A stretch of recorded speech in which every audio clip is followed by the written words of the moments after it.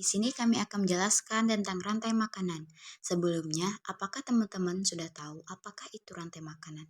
Langsung saja kita ke pembahasan. Rantai makanan pertama kali diteliti oleh ilmuwan Arab Al-Jahiz pada abad ke-9, yang lalu dipopulerkan kembali oleh Charles Sutherland Elton pada tahun 1927. Rantai makanan yaitu perpindahan materi dan energi melalui proses makan dan dimakan dengan urutan tertentu. Tiap tingkat dari rantai makanan disebut tingkatan tropi atau taraf tropi. Karena organisme pertama yang mampu menghasilkan zat makanan adalah tumbuhan, maka tingkat tropi pertama selalu diduduki tumbuhan hijau sebagai produsen. Tingkatan selanjutnya adalah tingkat tropi kedua, terdiri atas hewan pemakan tumbuhan atau herbivora yang bisa disebut konsumen primer. Hewan pemakan konsumen primer merupakan tingkat tropi ketiga atau konsumen primer sekunder, terdiri atas hewan-hewan karnivora dan seterusnya.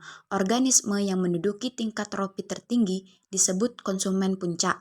Setiap pertukaran energi dari satu tingkat tropi ke tingkat tropi lainnya, sebagian energi akan hilang. Ini adalah gambar rantai makanan. Pada rantai makanan gambar di atas, terjadi proses makan dan dimakan dalam urutan tertentu, yaitu rumput dimakan belalang, belalang dimakan katak, katak dimakan ular, dan jika ular mati akan diuraikan oleh jamur yang berperan sebagai dekomposer menjadi zat hara yang akan dimanfaatkan oleh tumbuhan untuk tumbuh dan berkembang. Dengan demikian, pada rantai makanan tersebut dapat dijelaskan bahwa rumput bertindak sebagai produsen, belalang sebagai konsumen satu atau herbivora, katak sebagai konsumen dua atau karnivora, ular sebagai konsumen tiga atau konsumen puncak karnivora, dan jamur sebagai dekomposer. Yang pertama, rantai pemangsa, yaitu rantai makanan yang terjadi ketika hewan pemakan tumbuhan dimakan oleh hewan pemakan daging. Contohnya, kelinci dimakan ular, kemudian ular dimakan elang.